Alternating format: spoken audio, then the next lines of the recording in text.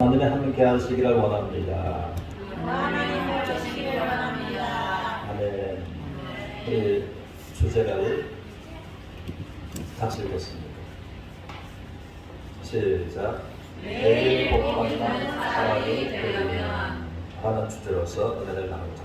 우리 본문 말씀도 우리 화면을 보면서 이름으로 합독하겠습니다.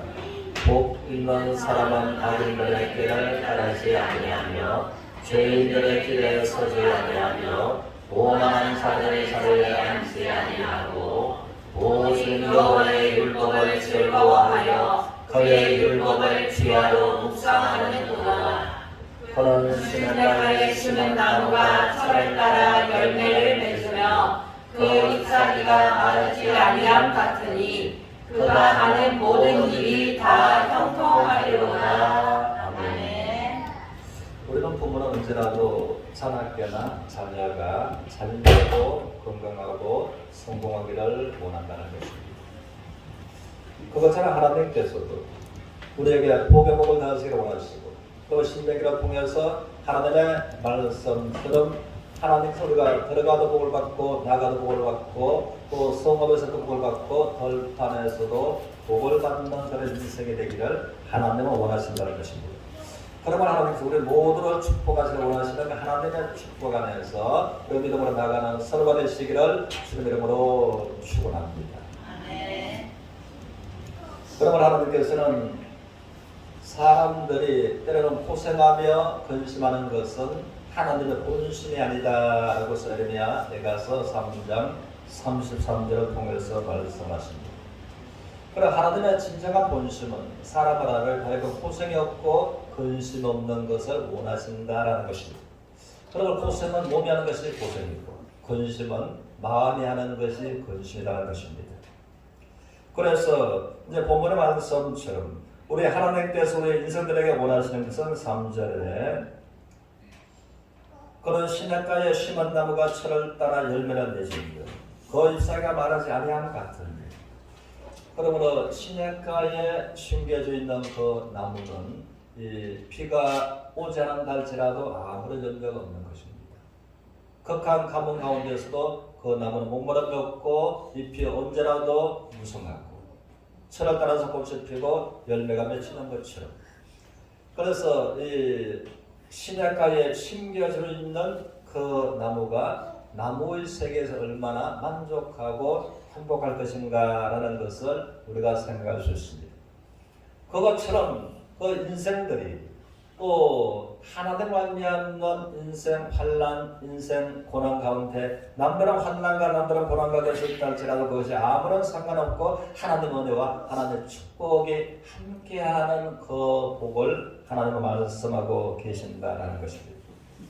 그런데 하나님께서는 이 복을 또 절대 조건적인 복으로서 말씀하시는데 어떤 사람이 이런 하나님의 복을 받게 되는가 하는 것에 관해서 1절에서 하나님은 이렇게 말씀하십니다. 1절 우리가 같이 믿음으로 읽어서 시편 1편 1절 같이 읽어서 시작. 복 있는 사람은 악인들의 길을 따르지 아니하며 죄인들의 길에 서지 아니하며 오만한 자들의 자리에 앉지 아니하고. 그러면 하나님께서 이 세 가지를 시켜 생활하는 사람에게 시냇가에 심겨진 나무처럼 하나님께서 인생을 축복하시겠다라고 말씀하셨습니다. 그래서 첫 번째 악인들의 길을 따르지 않고 또 죄인들의 길에 서지 않고 오만한 자의 자리에 앉지 아니하는 그 사람이 하나님 말미암아 복 있는 사람인데 그 사람이 나무로 철난 강가에 뿌려두고 있는 그래서 행복한 인생을 살도록 하나님께서 복을 주신다라고 하는 조건적인 복이라는 것입니다. 그래서 많은 사람들이 또 교회를 다니면서 이 1절의 이 말씀처럼 내가 하나님 앞에 복받는 복 있는 사람이 되려고서 굉장히 애를 쓰고 내가 악인의 길을 따르지 아니하고 내가 죄인의 길에 서지 아니하고 내가 오만한 자의 자리에 앉지 아니하려고서 애쓰고 애쓰는 사람들이 있다라고 하는 것입니다. 그런데 하나님은 말씀하시기를 우리가 애쓰고 노력한다고 해서 이제 악인의 길을 따르지 않고 죄인의 길에 서지 않고 오만한 자의 자리에 앉지 아니할 수가 없다라고 하는 것입니다. 그래서 성경은 말하기를 초속단으로 변할 수밖에 없는 것이 사람의 마음이다라는 것입니다. 그러므로는 또 형편에 따라서 우리가 보는 것에 따라서 듣는 것에 따라서 우리의 감정의 파도가 친다는 것입니다. 그러므로 하나님께서는 우리 스스로 하나님 앞에 온전한 복받는 삶을 살 수가 없다라고 말씀하십니다. 그래서 하나님 말씀하시기를 의인은 없나니 한 사람도 없습니다. 선을 행하고 하나님께서 복을 주시기를 원하시는 이 기준에 이룰 수 있는 사람이 아무도 없다라고 말씀을 하십니다. 그러나 자녀가 찬학계나 부모의 도움이 필요하고 부모는 찬학계나 자녀가 잘 되는 것을 원하는 것처럼 하나님께서는 모든 것이 가능하시되 하나님은 은혜로 말미암아 우리가 복 있는 사람이 되고 복 있는 삶을 살 수 있도록 하나님께서 우리에게 은혜 베푸시고 도우신다라고 하는 것입니다. 이것을 알고 모르고는 너무나 큰 차이가 있습니다. 그래서 알지 못하면 내가 복 있는 사람이 되려고 예를 설지라도 내가 복 있는 사람이 될 수 없는 것입니다. 그래서 알고 하나님을 믿게 되면 하나님께서 우리를 복 있는 사람으로서 바꾸어 주시고 복 받는 삶을 살 수 있도록 하나님께서 우리에게 은혜를 베푸신다라고 하는 것입니다. 우리 시편 32편 1절을 보겠습니다. 같이 읽겠습니다. 시작. 허물의 상함을 받고 자신의 죄가 가려진 자는 복이 있도다. 그러면 하나님께서 하나님 앞에 허물의 사함을 받고 그 사람의 죄가 가려진 사람이 복 있는 사람이다 라고서 말씀을 하십니다. 그럼 첫째는 이제 복 있는 사람이 되고 그 다음에는 복 있는 삶을 살아가는 것이 필요한데 우리가 허물 문제를 스스로 해결할 수 없고 죄의 문제를 스스로 해결할 수 있는 사람은 아무도 없다는 것입니다. 어떤 종교의 열심을 가진다 할지라도 죄와 허물의 문제를 스스로 해결할 수 있는 사람은 아무도 없습니다. 그런데 하나님께서는 우리에게 허물의 문제를 사해 주시고 우리의 죄의 문제를 또 해결해 주시는 이것이 하나님의 은혜다라고 하는 것입니다. 그래서 하나님께서 이제 복 있는 사람은 허물 문제가 해결되고 죄의 문제가 해결된 그 사람이 복 있는 사람이다라는 것입니다. 복 있는 사람이 되었으면 이제 복 받는 삶을 살아가는 것이 이제 필요한 것입니다. 그래서 시편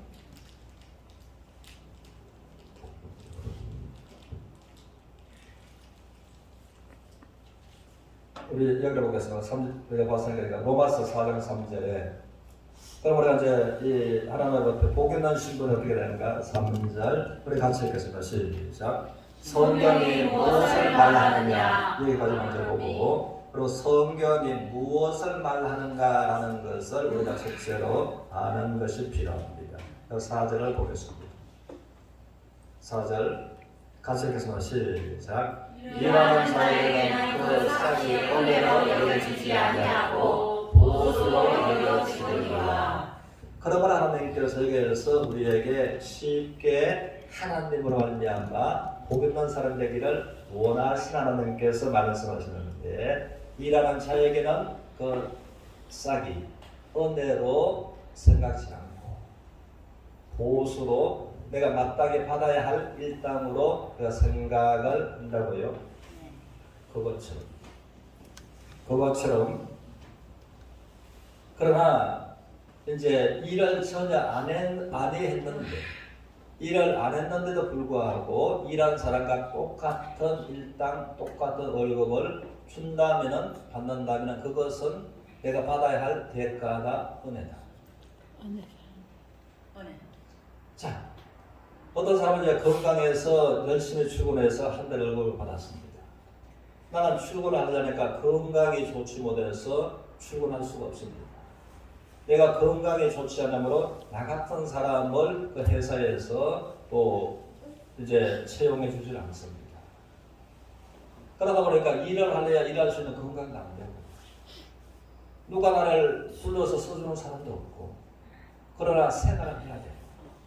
절대로 생활비가 필요한 그때에 나는 전혀 일할 수 있는 건강, 일할 수 있는 조건이 안 되는데 누군가가 나에게 똑같은 일한 것처럼 한 달 500만 원 월급을 나에게 준다면 그것은 말할 수 없는 은혜다 라고 하는 것입니다. 그것을 하나님은 말씀하고 있습니다.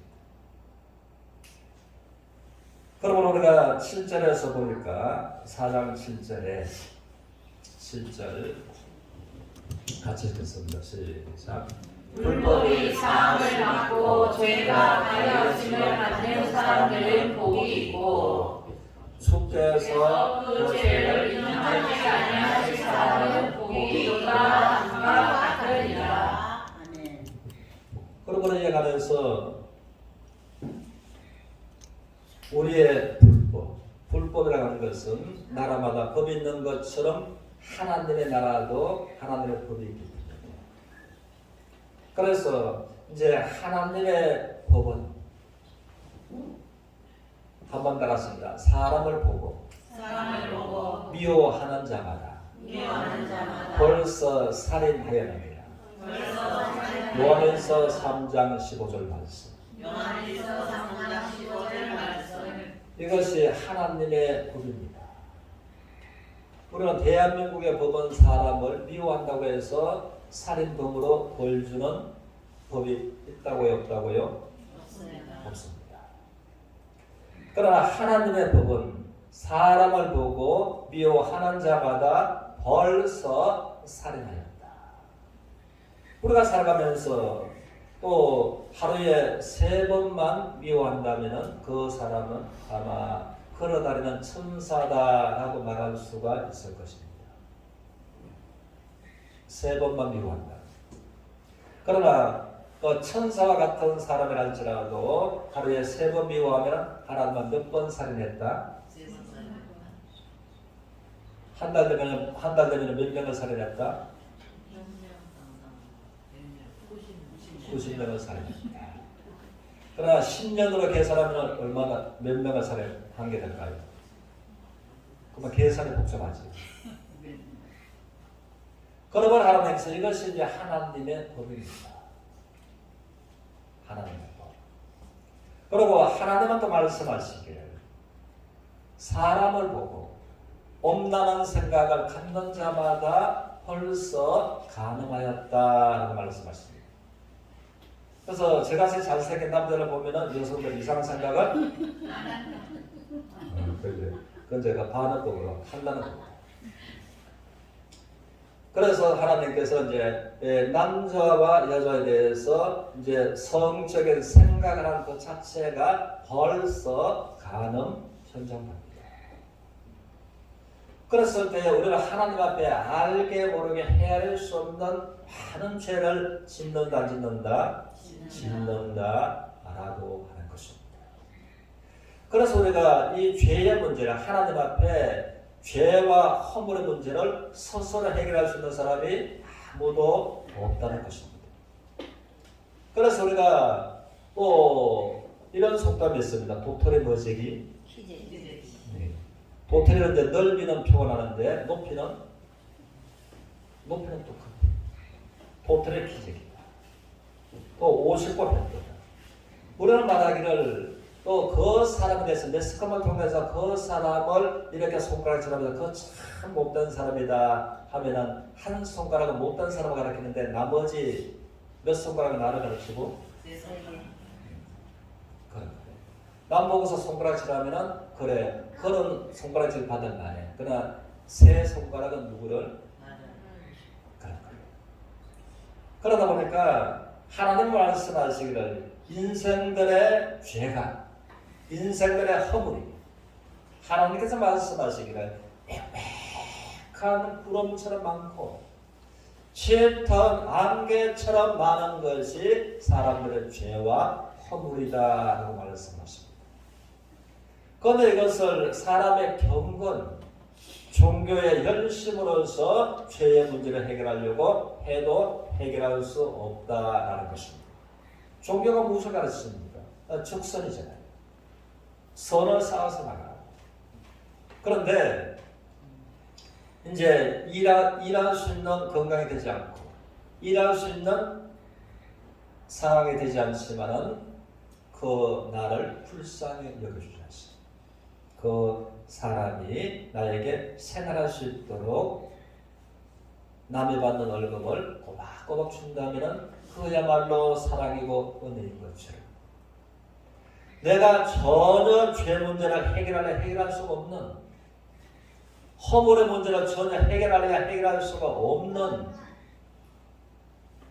나와 같은 죄인을 하나님께서 이제는 죄를 사해 주시고 허물의 문제를 용서해 주시는 그 하나님을 믿는 자가 복 있는 자다라고 하는 것입니다. 내가 해결하는 것이 아니라 하나님께서 해결해 주신 것을 믿는 자가 복 있는 자다. 그럼 하나님께서 우리가 이제 빽빽한 구름에 사라진 것처럼 짙은 안개에 사라진 것처럼 하나님은 우리 인생들의 죄를 도말하였으니 너는 내게로 돌아오라라고 말씀하셨는데 어떻게 하나님께서 해결해 주셨는가 하면은 모든 지구상에 살아가는 사람들이 예수님은 하나님의 아들이라는 것을 모르는 사람이 아무도 없습니다. 또 예수님께서 2000년 전에 십자가에서 우리의 모든 죄와 허물을 위해서 죽으시고 3일 만에 부활했다라는 것은 직시사절에서 목탁 두리는 선인들도 아는 사실이라고 하는 것입니다. 그래서 이제 12월 달에 되면은 이 절 입구에다가 기뻐다 구주 오셨네 라는 것을 붙이는 선인들은 예수님을 안다는 거예요? 모른다는 거예요? 안다는 것입니다. 그런데 한 가지가 여쭤보겠습니다. 빨간 안경을 끼고 빨간 물체를 보면 어떻게 보일까요? 우리는 생각할 때 그렇게 생각할 것입니다. 빨간 안경을 끼고 빨간 물체를 보면 너무나 빨갛게 보일 것이다 라고 생각할 것입니다. 그런데 빨간 안경을 끼고 빨간 물체를 보면 전혀 하얗게 보인다고 하는 사실입니다. 저는 이제 청소년 시절에 그 말을 듣고 저게 진짜인가 저게 사실인가 하고서 제가 문방구로 쫓아갔습니다. 쫓아가서 빨간색 안경알이 있는 안경을 샀습니다. 그걸 가지고서 끼고 빨간 물체를 보니까 과연 하얗게 보이더라는 것입니다. 그러므로 하나님께서 말씀하시기를 너희 죄가 진홍같이 붉을지라 너희 죄가 주홍같이 붉을지라. 그러면 예수님께서 십자가에서 저와 여러분들의 죄를 위해서 피 흘려 죽으셨습니다. 그러므로 그 십자가의 보혈로 말미암아 예수님은 하나님 아버지의 눈에 십자가의 보혈의 안경을 하나님 아버지의 눈에 이제 끼워드린 것입니다. 그러므로 하나님께서 예수님의 십자가의 붉은 보혈을 통해서 주홍같이 붉은 나의 죄, 진홍같이 붉은 나의 죄를 보니까 어떻게 보인다고요? 빨간 걸 보니까 하얗게 보인다.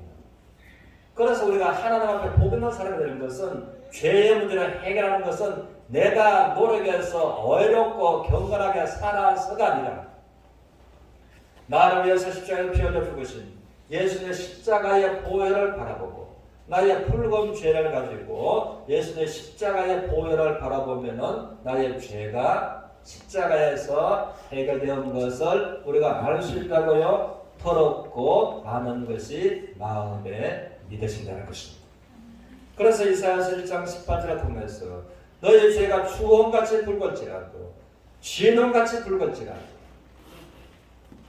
흰 눈처럼 깨끗한 양털처럼 내가 희게 하리라. 그래도 안 되면은 하나님 앞에 나와서 변론하자라고 말씀하시는 것입니다. 그러면 하나님께서 우리의 모든 죄를 해결해 주셨으므로 우리가 합법적으로 하나님 앞에 복 있는 사람으로서 하나님도 우리들을 이제 세워 놓으셨다고 하시는 겁니다. 그럼 우리 이제 시편 1편 2절을 이제 보십시오. 오직 이 말씀은 오직은 하나님께서 이 성경 말고서는 오직이라고 하는 단어가 제가 본 적이 없는 것 같습니다. 그럼 오직 이 말씀 하나님께서는 다른 길은 없다. 다른 길은 없다. 같이 읽겠습니다. 시작. 오직 여호와의 율법을 철거하여 그 율법을 취하러 묵상하는 다른 길은 없으므로 오직 하나님의 율법, 이 성경책을 철거하여 그의 율법을 취하러 묵상하는 자에게 이제 1절에 악인의 길을 쫓지 않고 죄인의 길을 따르지 않고 오만한 자의 자리에 앉지 아니해야 하는 그 힘을 하나님께서 주신다라는 것입니다. 내가 되는 것입니다. 오직 하나님의 율법을 절구하여 하나님의 율법을 취하러 묵상하는 그에게 이제 복 있는 삶을 살아갈 수 있도록 하나님께서 이제는 내가 악인의 길을 쫓지 않고 죄인의 길을 따르지 않고 오만한 자리에 앉지 아니하는 힘을 주시는 하나님이십니다. 우리가 이 복받은 다윗에 대해서 보면은 다윗은 말하기를 10편 110편 9절 있나요? 오래된지 잘 모르겠네요. 없는 것 같아서. 그러나 다윗은 그가 말하기를 하나님 아버지, 내가 어떻게 하나님께 복 있는 사람이 되겠습니까?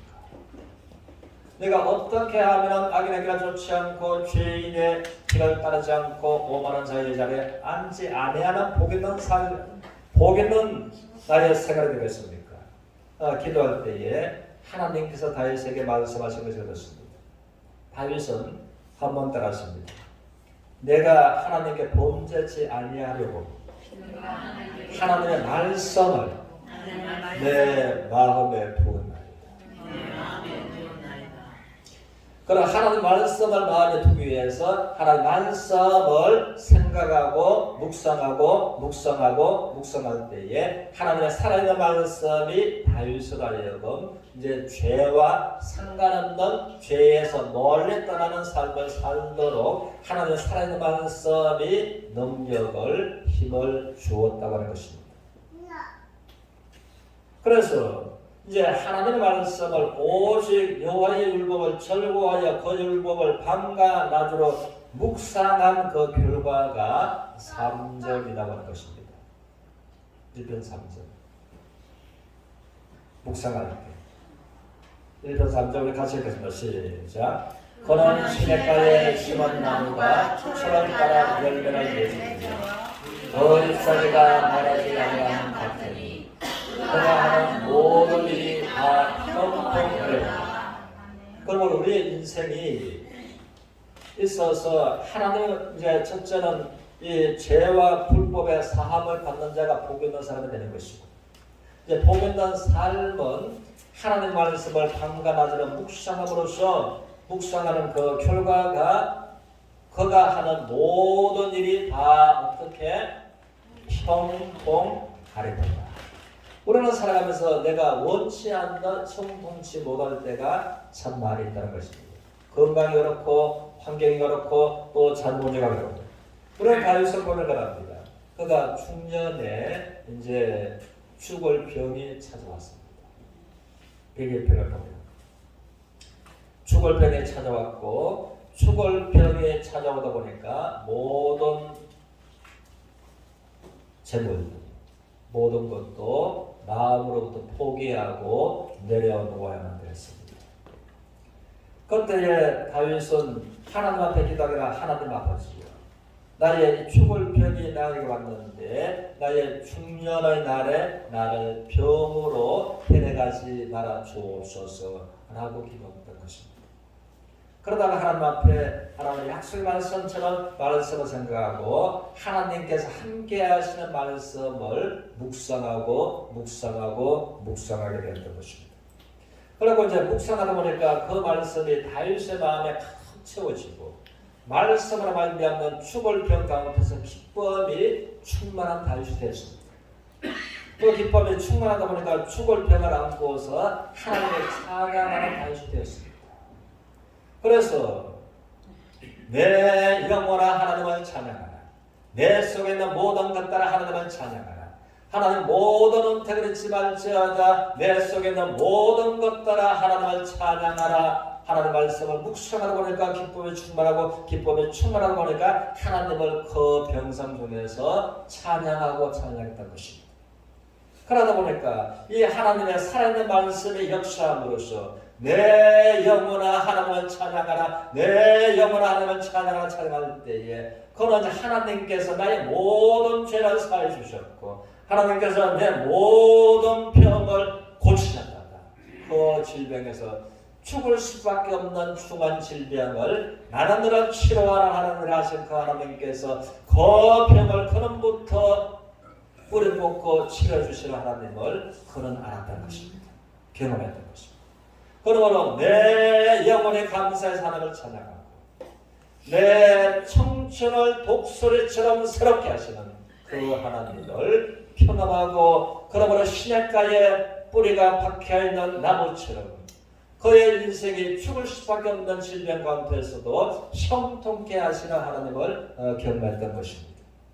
우리는 그러므로 이제는 죄의 문제가 사함을 받고 하나님의 말씀을 묵상하게 감으로써 우리가 복 있는 삶을 날마다 살아갈 수가 있게 되는 것입니다. 저도 한 가지로 말씀을 드리면은 저는 내과 그 선배 원장님을 통해서 이 목사 당신은 그 시간이 많은 것이다. 시간 다투니까 대학병원에 절차를 밟아서 수술하러 가면 시간이 없다. 그럼 내가 바로 대학병원에 내가 전화를 줄 테니까 바로 이제 수술실에 가서 수술을 해야 된다. 하는 것이 제가 그냥 몸 문제였습니다. 그리고 한 가지는 김천의 서공장 이 어깨에 대해서 이걸 가볍게 여기지만 수술하지 않으면 안 됩니다. 라는 거였습니다. 근데 두 가지 다 그랬습니다.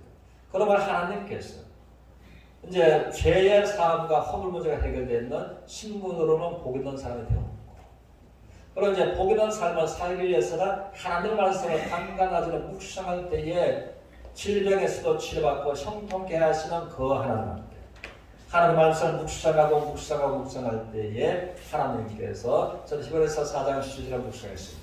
하나님 말씀은 살아서 좌우의 날선 어떤 것보다도 더 예리하고 살아서 역사하시는 그 말씀을 묵상할 때에 새벽 2시간 넘어서 그 말씀이 내 마음에 또 내 몸에 역사를 했습니다. 그러고서 또 이제 갔을 때에 확인하러 갔을 때에 이에 관해서 저희 사모와 전도사님이 함께 공연을 했기 때문에 그 가서 그 목에 수술하지 않으면 안 되는 또 시간 때문에 죽을 큰 문제가 생길 수 있는 그것이 어디 간다 없다. 어떻게 된 거냐? 그래서 우리가 하나님의 말씀을 묵상할 때에 그 살아있는 말씀이 우리의 질병에서도 형통케 하시는 하나님을 경험하는 서로가 되시기를 주님으로 축원합니다. 아멘. 그리고 우리가 이제 에레미야서 17장 7절 8절을 보겠습니다. 같이 읽겠습니다. 시작. 그러나 여호와를 의지하며 여호와를 의뢰하는 그 사람은 복을 받을 것이다. 그는 물가에 심어진 나무가 그 뿌리를 강변에 뻗치고 더위가 올지라도 두려워하지 아니하며 그 잎이 청청하며 나무는 내리고 꽃을 맺고 그 벌초를 펴지 아니한 같으리라. 아멘. 우리가 살아가면서 모든 것에 관해서 우리의 삶의 행복과 기쁨과 만족을 주는 열매가 또 그치지 아니하는 축복을 하나님 말씀을 묵상하는 하나님의 말씀이 내 마음에 기쁨으로 채워지고 그 말씀이 나의 마음을 변화시키고 그 말씀이 나의 건강을 변화시키고 나의 환경을 변화시켜서 만족한 기뻐하는 행복한 열매가 끝이지 않는 삶의 열매가 맺히게 하신다라고 말씀을 하는 것입니다.